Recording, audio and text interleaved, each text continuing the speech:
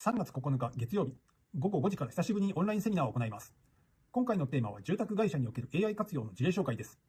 講師としてお話しいただくのは創意株式会社の井上さん。では当日お伝えする内容を少し教えてください。ありがとうございます。